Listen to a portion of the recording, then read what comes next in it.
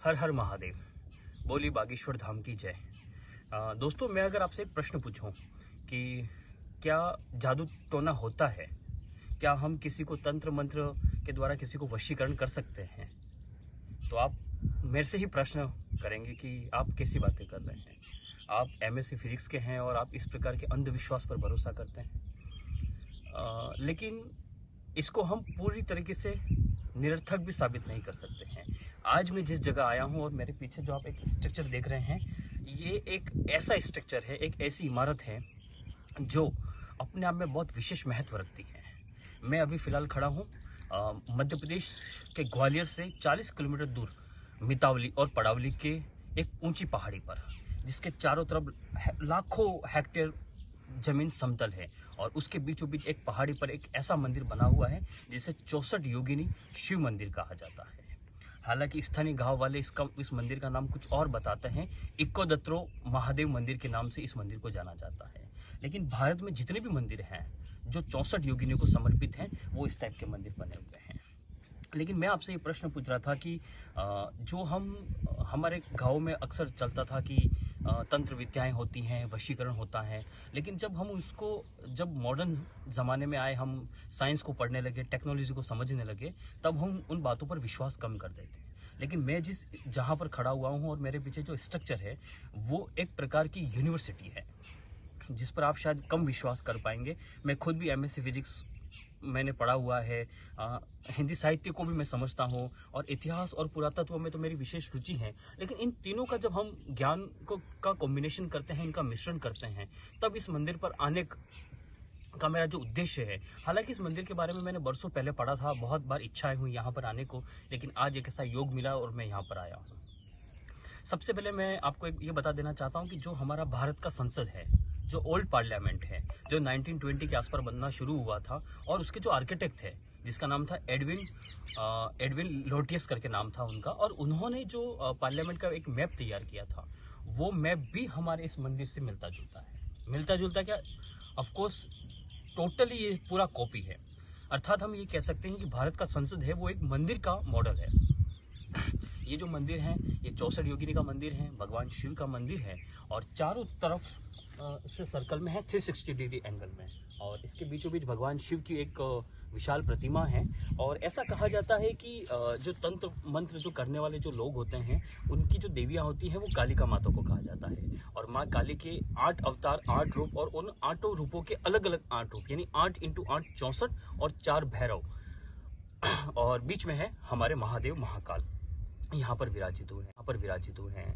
हालांकि ये मंदिर बहुत सेंसिटिव है। मैं भी जब यहाँ पर आया तो मुझे भी बहुत हिचकिचाहट हो रही थी, क्योंकि इस मंदिर के बारे में जितना मैंने गांव वालों से सुना है, जितनी जनश्रुतियाँ हैं, किंवदंतियाँ हैं, जितना इतिहास है, उसके अकॉर्डिंग यह मंदिर बहुत रिस्क वाला मंदिर है। क्योंकि ऐसा कहा जाता है कि अमावस्या के दिन इस मंदिर में कोई नहीं आता है और इस मंदिर के द्वार ऑटोमेटिक बंद हो जाते हैं, क्योंकि आज भी अमावस्या के समय आसपास के इलाकों के तांत्रिक लोग यहाँ पर आके और तंत्र विद्या को जीवित करने का, सजीव करने का प्रयास करते हैं। हालांकि तंत्र विद्या के बारे में हम बात करें तो ऐसा ही नहीं कि तंत्र विद्या कुछ नेगेटिव है, कुछ पॉजिटिव भी होती हैं। जैसे कि तंत्र विद्या में हम किसी को वशीकरण की बात कर सकते हैं, जानवरों की भाषाओं को समझने की बात होती है, पेड़ पौधों की भाषाओं को, उनके स्वरूप को समझने की बात होती है। इस प्रकार की 64 कलाएं होती हैं जो 64 योगिनी के रूप में बसी हुई हैं। दूसरा, अगर इस आर्कियोलॉजी की अगर हम बात करें, आर्कियोलॉजी एविडेंस की बात करें हम, तो आर्कियोलॉजी सर्वे ऑफ इंडिया के जो अभिलेख हैं, जो वो ये बताते हैं कि इस मंदिर का निर्माण 1326 ईस्वी में यहाँ के जो राजा देवपाल थे, इन्होंने करवाया था। लेकिन वो केवल एक स्ट्रक्चर और एक शिलालेख के आधार पर कह सकते हैं। लेकिन इस मंदिर का जो पौराणिक इतिहास है वो काफी पुराना है। गांव वाले तो इस मंदिर को कम से कम 3500 साल पुराना मानते हैं। लेकिन जो कुछ भी हो, बहुत कुछ स्पेशल है इस मंदिर में, और भारत का और मध्य प्रदेश का सबसे इम्पोर्टेंट स्थान ये माना जाता है, क्योंकि इसका जो स्ट्रक्चर है बिल्कुल गोल है, 360 डिग्री एंगल में है, सेंटर में है। हम भी जानते हैं कि जब चारों तरफ से एनर्जी होती है वो सेंटर में क्रिएट होती हैं। जैसा कि हम साइंस में पढ़ते हैं, नाभिकीय संलयन, विखंडन, इसका जो प्रोसेस होता है वो पूरा के पूरा, मतलब कहने का मतलब ये है कि ये मंदिर इतिहास से संबंधित हैं, साइंस से संबंधित हैं, इसके बाद विभिन्न प्रकार की कलाओं से संबंधित हैं, देवी से संबंधित है, देवताओं से संबंधित हैं, और यहाँ का जो स्ट्रक्चर है वो भी अद्भुत है। आइए मैं आपको मंदिर के अंदर लेके चलता हूँ और वहाँ आपको पूरी जानकारी देता हूँ कि किस प्रकार 64 कक्ष बने हुए हैं और 64 कक्ष में एक छोटे छोटे शिवलिंग वहाँ पर विराजित हैं, जो वहाँ की 64 योगिनी अर्थात ऐसा भी कहा जाता है भगवान शिव के बारे में कि जो 64 योगिनी हैं वो भगवान शिव के बस में हैं। और इस पहाड़ी के ऊपर एक तरफ और मंदिर बना हुआ है जो माँ कालिका माँ को समर्पित है और वो यहाँ की इष्ट देवी के रूप में माना जाता है, जिनकी पूजा अर्चना से साधक यहाँ पर सिद्धि को सिद्ध करते हैं। आइए हम अंदर चलते हैं और मैं आपको पूरी जानकारी अंदर ले जाकर देता हूँ। आइए मैं आपको मंदिर बताता हूँ, तू भी चलिए साथ साथ। ये जिस मंदिर की मैंने बात की ये मुख्य मंदिर है जो 64 योगिनी का है और ये एक माँ देवी को समर्पित मंदिर है जो इस मंदिर से बाहर की तरफ काफ़ी ऊंचाई पर बना हुआ है।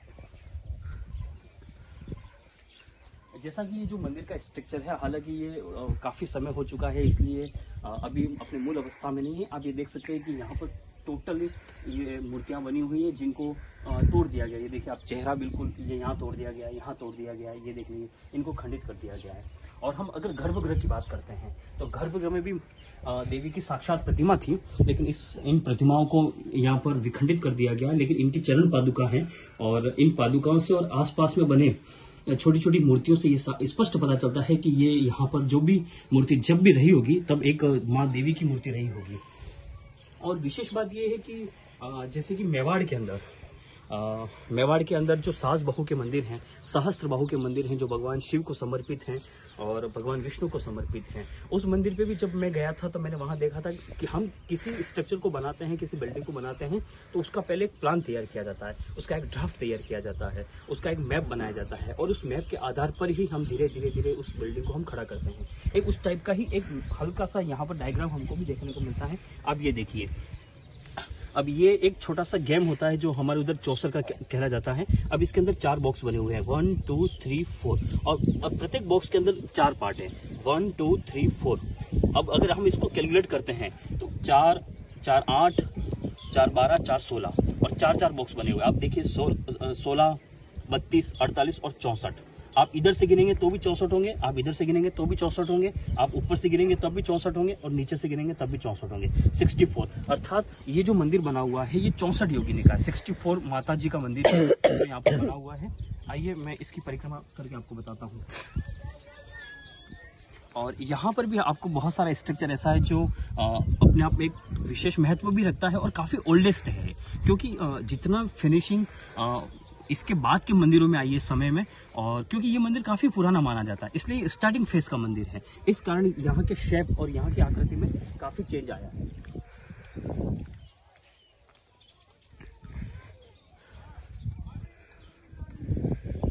ये देखिए ये भी एक देवी की प्रतिमा है, यहाँ पर बताया गया है।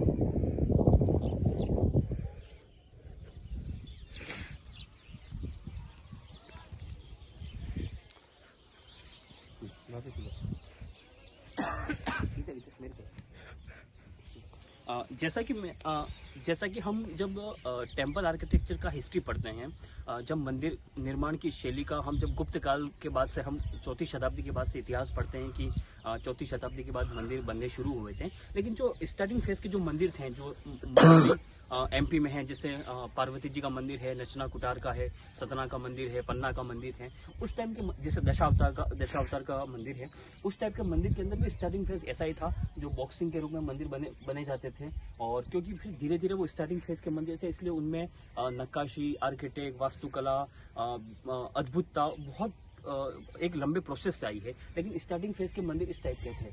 और सबसे बड़ी बात यह है कि यहाँ पर देखिए आपको हाथी घोड़े बिल्कुल यहाँ पर एक स्पष्ट देखने को मिलते हैं कि जहाँ शेर और हाथी ये दोनों साथ साथ में बने हुए आप देखिए, और दोनों ही जिस प्रकार युद्ध के अंदर अपना कौशल दिखाते हैं उस प्रकार की यहाँ पर एक भव्य प्रतिमा मंदिर के नीचे बनी हुई है।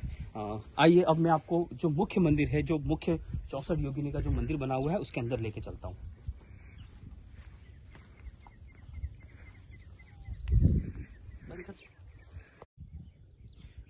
ये जो मंदिर है इसके जस्ट सामने ये जो पहाड़ी बनी हुई है, इस पहाड़ी के ऊपर ये छोटे छोटे कपिल हैं। आप ये देखिए, मैं आपको कपिल बता रहा हूँ, ये देखिए आप हम जब छोटे थे तब इसके अंदर कंचे खेला करते थे, लेकिन ये कपिल है। जब हम आदि मानव की बात करते हैं, आदि मानव के जब हम एविडेंस निकालने की बात करते हैं, तो इसी एमपी का, मध्य प्रदेश के अंदर भोपाल के पास में जो रायसेन की पहाड़ियां हैं, उन रायसेन की पहाड़ियों में एक वर्ल्ड हेरिटेज साइट है जिसका नाम है भीमबेटका। और भीमबेटका के अंदर हजारों साल पहले, हालांकि उसका कार्बन डेटा से टाइम भी निकाला, 2,80,000 साल पहले जो आदि मानव थे उन लोगों ने भी वहां पर जो कपिल का मतलब होता है कप के समान बने हुए ये हैं जिनका उपयोग बनाया जाता था। हालांकि ये नेचुरल है, क्योंकि जैसे जैसे पानी गिरता है उस प्रकार पत्थरों के अंदर थोड़े छेद हो जाते हैं, उस प्रकार से बना हुआ है। यहाँ पर भी देख सकते हैं आप, ये देखिए आप, ये नेचुरल नहीं है, ये अलग से बनाए हुए हैं। आप देखिए ये बिल्कुल निशान बने हुए हैं ये। और मैं जिस जगह हूँ, इस जगह तो हालांकि हर एक चीज अपने आप में विशेष है, और हर एक चीज के बारे में छूने से भी डर लगता है। और क्योंकि यह बहुत तंत्र विद्या की है, और यहाँ पर हालांकि बहुत कम लोग आते हैं क्योंकि हर व्यक्ति डरते हैं। ऐसा भी कहा जाता है कि रात के समय इस मंदिर में कोई रुकता नहीं है, और सूर्यास्त के बाद कोई अगर अंदर रह गया तो इसके दरवाजे ऑटोमेटिक बंद हो जाते हैं और वो जिंदा नहीं रहता है, वो मर जाता है, ऐसा भी कहा जाता है।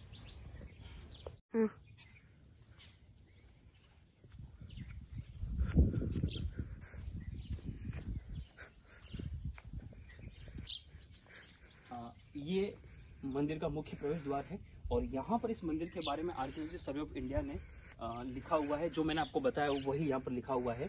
और इसमें 1326 ईस्वी के अंदर महाराजा देवपाल ने इस स्ट्रक्चर को बनाया है, ऐसा अभिलेखी साक्ष्य कहते हैं। और इस मंदिर से नीचे की तरफ पहाड़ी की तलहटी में एक ऐसी प्रतिमा मिली थी, एक ऐसी मूर्ति मिली थी जो आदमकद थी। आदमकद का मतलब होता है कि हमारी 5 फीट की जो हाइट होती है उस बराबर, उस हाइट में एक मूर्ति मिली थी। और उस मूर्ति का जो टाइम है वो कुषाण काल का। आप सोचिए कितनी पुरानी मूर्ति है। और सबसे बड़ी बात है कि वो आदमकद कुषाणकालीन प्रतिमा आभूषण युक्त थी, अर्थात सोने चांदी के आभूषण पहने हुए वो प्रतिमा मिली थी, जो फिलहाल अभी ग्वालियर के म्यूजियम में पड़ी हुई। हम अंदर चलते हैं, आइए।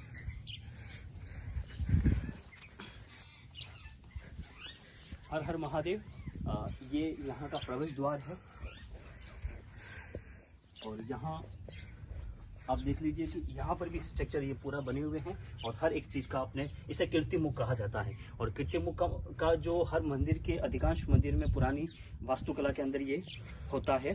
और इसके पीछे भी रीजन है कि जो स्ट्रक्चर होता है उसको बुरी दृष्टि से बचाने के लिए और लंबे समय तक शाश्वत चलाने के लिए ये इसे बनाया जाता है, और इसका वास्तुशास्त्र के अंदर भी उल्लेख किया जाता है। दूसरा, ये जो यहाँ पर होता है ये शंख चक्र बनाया जाता है, शंख। और आप देख लीजिए यहाँ पर एक ये पाँव के छोटे बच्चे के निशान बने हुए हैं यहाँ पर। आइए हम अंदर चलते हैं। ये देखिए आप, यहाँ हर एक चीज अपने आप में विशेष महत्व रखती है, और हर एक चीज अपने आप में एक अलग अर्थ निकालती है। आइए ये देख लीजिए, भव्य चारों तरफ हमारा जो पार्लियामेंट है, ओल्ड पार्लियामेंट, उसको भी इसी मंदिर के मैप और इसी मंदिर की वास्तुकला पर आधारित बना हुआ है। ये चारों तरफ 360 डिग्री एंगल में गोल वृत्त के समान पूरा स्ट्रक्चर बना हुआ है।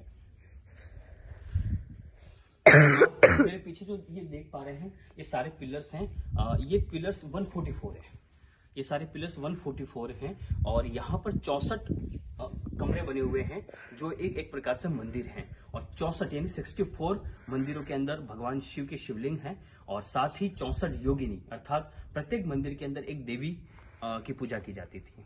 और यहीं इसी इन कक्षों के सामने बैठकर तांत्रिक लोग अपनी तंत्र विद्या को सिद्ध करते हैं, और आज भी करते हैं। आज भी यहाँ पर दूर दूर से, पूरे भारतवर्ष से लोग यहाँ पर आते हैं। इस कारण इसे the university of black magic भी कहा जाता है। ये है इस मंदिर का, इस पूरी 64 योगिनी का सेंटर पॉइंट। और यहाँ पर भगवान शिव का एक विराट शिवलिंग है। आप देखिए यहाँ के स्ट्रक्चर, आपको हर एक चीज के अंदर स्ट्रक्चर अलग मिलेगा आपको।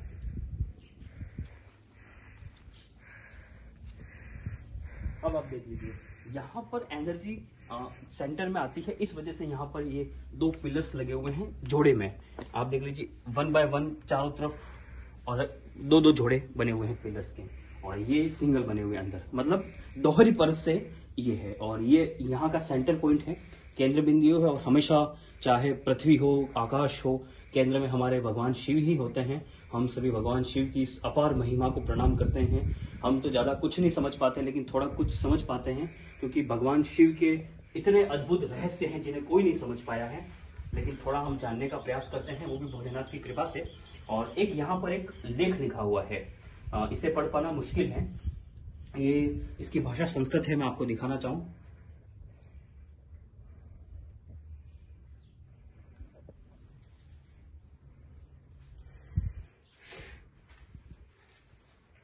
ये दो शिवलिंग हैं, एक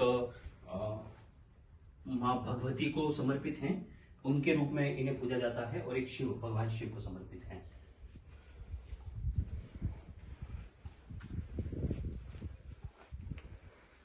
देख लीजिए आप, ये बहुत अच्छा इमारत है और इतनी अद्भुत जिसे आज देखने का मौका मिला है।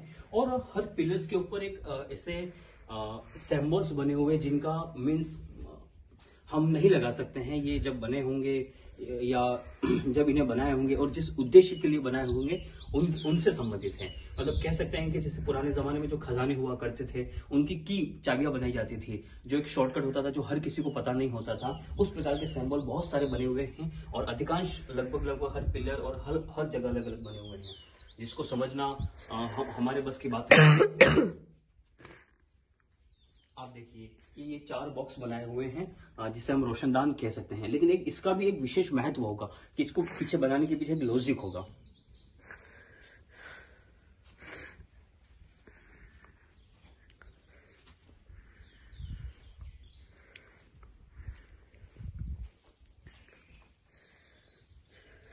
ये देखिए, ये भी भगवान शिव का शिवलिंग है, जिनकी पूजा की जाती है यहाँ पर। और ये टोटल पूरे बने हुए हैं, 64 रूम है, 64 योगिनी के नाम से।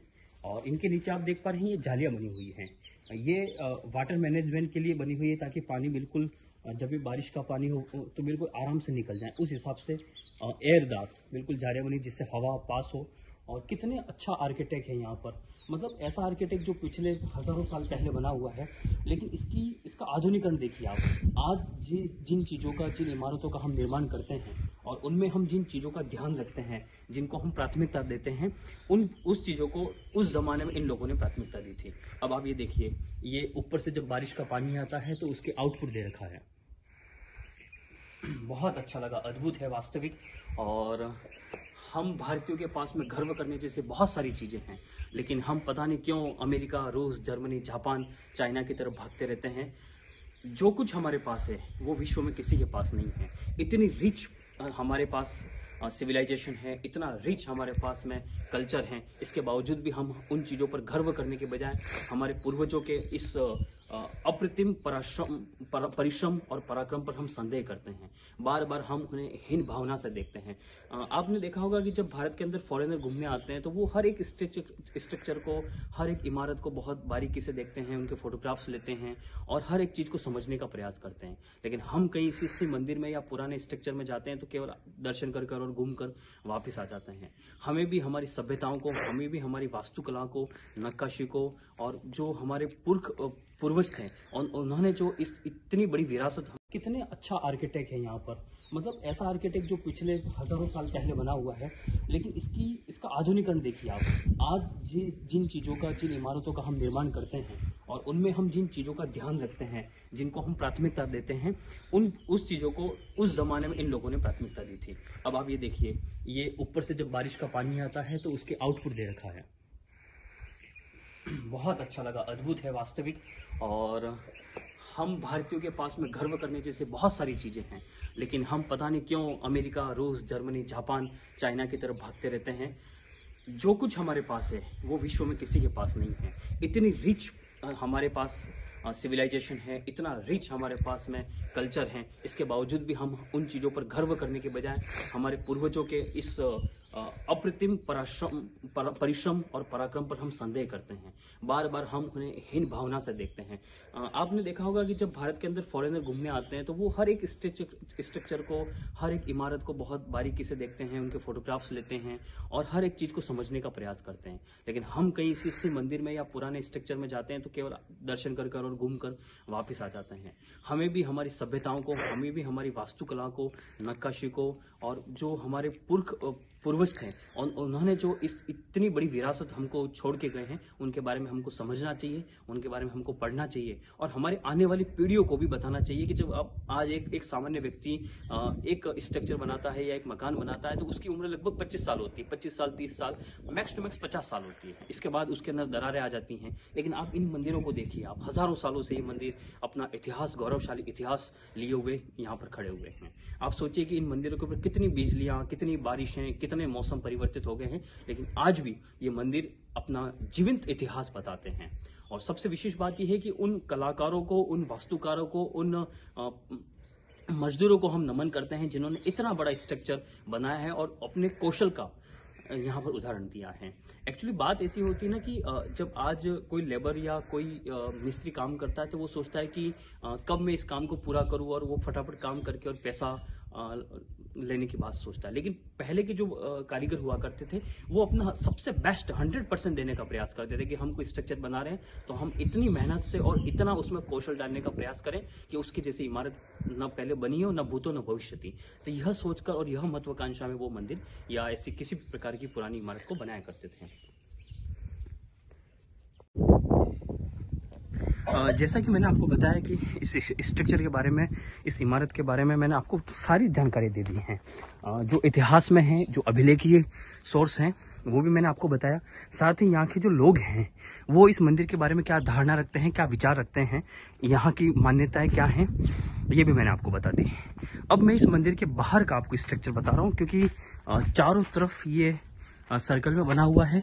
और जैसा कि मैंने आपको अंदर बताया था कि 64 योगिनी है, जो 64 कमरे बने हुए हैं जहाँ पर भगवान शिव हैं, उनके बाहर की तरफ भी ये देवियों की मूर्तियां लगी हुई हैं, प्रतिमाएं लगी हुई हैं। ये पानी का निकलने का है, यहाँ से बारिश का पानी इस पूरे अंदर से निकलने का ये दे रखा है नाला सिस्टम। और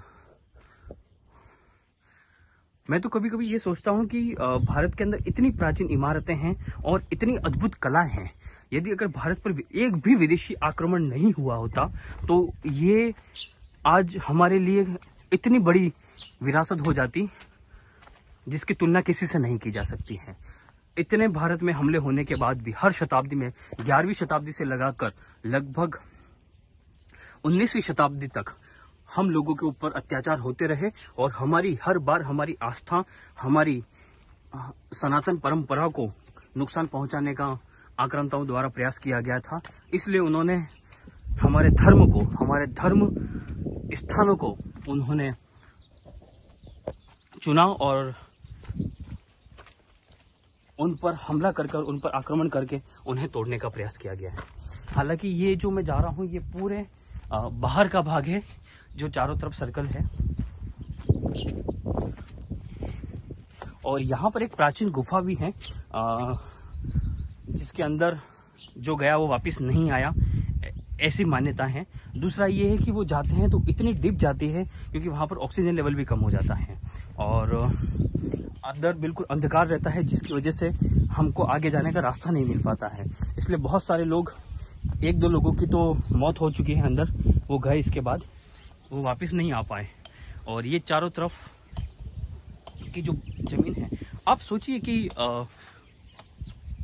ये जो इमारत बनी हुई है, एक्चुअली क्या होता था ना कि पहले जब किसी को भी बनाया जाता था उसके पहले उस पूरी जमीन को का हर तरीके से उसका मुआयना किया जाता था कि वो भौगोलिक तौर पर कैसी है, ऐतिहासिक तौर पर कैसी है, उसकी जमीन कैसी है, वहाँ का खगोलीय गणना कैसी है, नक्षत्र गणना कैसी है, मैथमेटिक्स कैलकुलेशन की जाती थी। इसके बाद आर्किटेक्चर मिलकर एक मैप बनाया करते थे जो उनकी सटीकता को दर्शाता है। अब आप सोचिए कि जब हम अक्षांश देशांतर की बात करते हैं, जहां पर एक मिनट और पॉइंटों में वेरिएंट आ जाता है, लेकिन हजारों साल पुरानी बनी हुई इन इमारतों पर आज भी किसी भी प्रकार का कोई संदेह नहीं है। और जिस उद्देश्य से और जिस मैप से इसे बनाया गया है, आज भी वह बिल्कुल सटीकता के साथ यहाँ पर हमको दिखाई पड़ती है। ये यहाँ से नीचे जाने का रास्ता है।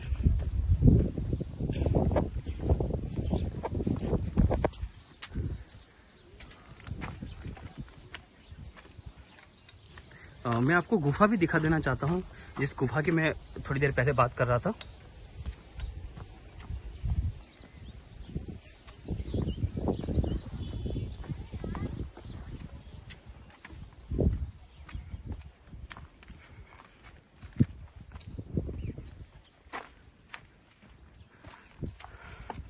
ये देख लीजिए, मैं जहाँ से शुरू हुआ था वहीं पर वापस आ गया।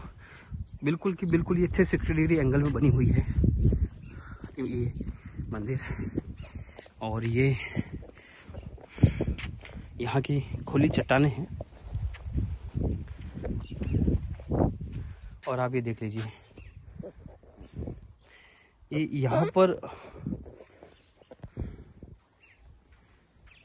भी बहुत कुछ डायग्राम्स बने हुए हैं।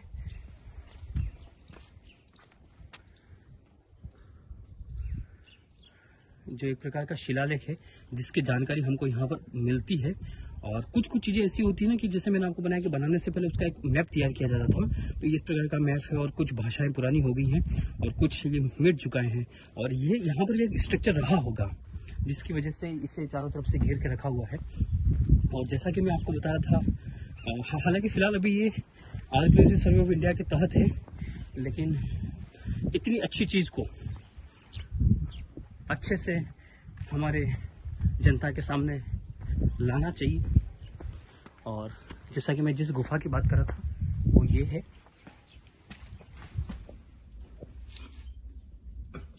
और यहाँ से अंदर जाने का रास्ता है। और ये नीचे मितावली गांव है। और इस पूरी एरिया को मितावली पड़ावली कहा जाता है। यहाँ इसके पास में नियरेस्ट कोई जंक्शन नहीं है, कोई बस स्टैंड नहीं है। बिल्कुल दूर जंगलों में भटकते भटकते आना पड़ता है। इस कारण बहुत सारे लोग नहीं आ पाते हैं। लेकिन ऐसी जगहों पर जाने से हमको बहुत सारी जानकारी मिलती हैं। इतिहास से संबंधित बहुत सारी जानकारी हमें प्राप्त होती है। धन्यवाद। हर हर महादेव। जय बागेश्वर धाम। जैसा कि मैंने आपको बताया कि ये जो पूरा मंदिर है ये 64 योगिनी को समर्पित है, भगवान शिव को समर्पित है। बहुत अच्छा लगा मुझे ये इस मंदिर पे आने का। और इस वीडियो के माध्यम से मैं सभी दर्शकों को भी कहना चाहता हूँ कि जीवन में आप रेस्टोरेंट और होटलों में तो आप बाद में कभी भी घूम सकते हैं, लेकिन ऐसी जगह पर आएँ जिससे हमें हमारा इतिहास, हमारी संस्कृति और हमको इन चीज़ों पर गौरव हो तथा हम उनको जान सकें। और ये जो मंदिर है, और हर एक मंदिर का अपना इतिहास होता है, हर एक मंदिर की अपनी पवित्रता होती है, और एक हर मंदिर के पीछे पौराणिक, आध्यात्मिक और ऐतिहासिक दृष्टिकोण होता है। जैसा कि हमको यहाँ पर बहुत अच्छा लगा। यहाँ पर हम आए, हमको हमारा ये सौभाग्य है, ये हमारे पूर्व जन्मों का कर्म है जो हमको इस प्रकार के मंदिरों में आने का सौभाग्य मिलता है। मुझे यहाँ कराकर बहुत अच्छा लगा। आप सभी को बहुत बहुत धन्यवाद। हर हर महादेव।